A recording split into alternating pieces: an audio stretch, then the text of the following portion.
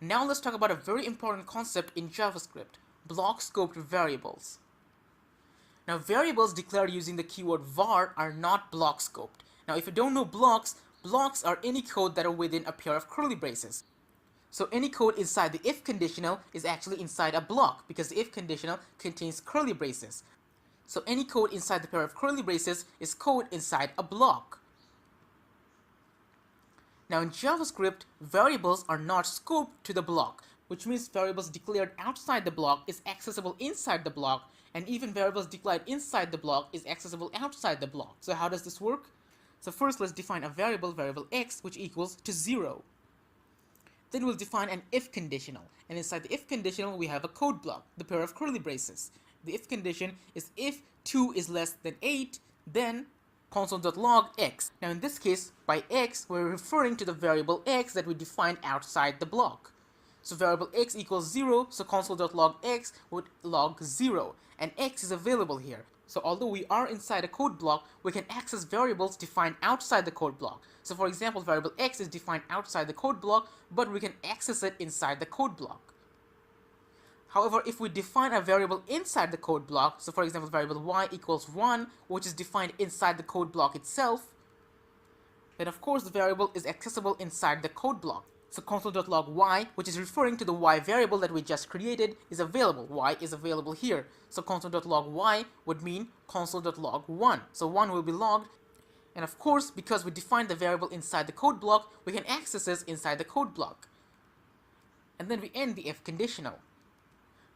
But the funny thing is, the y variable is actually accessible outside this code block as well. So console.log y still works outside the code block and it will log 1 to the console. And depending on the code, that is something you might not want. Sometimes you might want variables declared inside a code block to stay local and private to that code block, which means those variables should not be accessible outside the code block. But if you declare the variables using the keyword var, which we're doing in this case, the variables are not block scoped. The variables are actually function scoped. We'll learn more about functions later, but for now, just know that variables declared using the keyword var are not scoped to any particular code block. So even if we declare a variable inside a code block, as we're doing here, var y equals 1, that variable is actually accessible outside the code block as well. This is something you might not want depending on the code. And there are ways to solve this. How do you solve this? Well, thankfully, JavaScript provides other variable declarations which are actually block scoped. So what are they? These are variables declared using let and const. These variables are block scoped. So for example, if we have an if block, so if 2 is less than 8, then let y equals 1. So instead of using the var keyword to declare a variable, we're using the let keyword.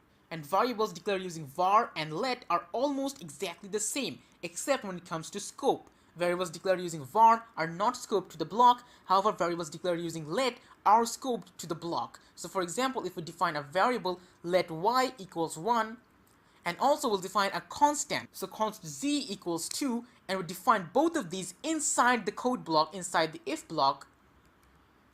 And of course, because we define these inside the code block, console.log y is available because this code is inside the block. So console.log y logs 1 correctly. Similarly, console.log z also logs 2 accurately. So because the variables are declared inside the block, they're accessible inside the block. However, if we close the block and then we try to access the variables, console.log y is the same thing, but then we get a reference error. Same with console.log z, we get a reference error. So how does this work? Well, if we declare these variables using var, they wouldn't be scoped to the block, which means they would be accessible inside the block and also outside the block. However, because we declared these variables using let and const, these are scoped to the block, which means they're local and private to the code block in which they're declared, and they're only accessible inside that code block. But outside that code block, they're not accessible. And because the variable y and constant z are defined inside the if code block, they're accessible inside the if code block. So console.log y and console.log z works inside the code block. However, outside that code block, when that code block is exited, all these variables are deleted, which means they're not available outside the code block. So console.log y and console.log z outside the code block returns a reference error because the variables declared inside the code block are not available. And that is what scoping means. Scoping means variables are local and private inside the scope it is declared. Variables declared using var are not block scoped, they are function scoped or their properties of the global object. However, variables declared using let and const are block scoped, which means they'll be scoped inside the block in which they are declared, and they won't be accessible outside that block.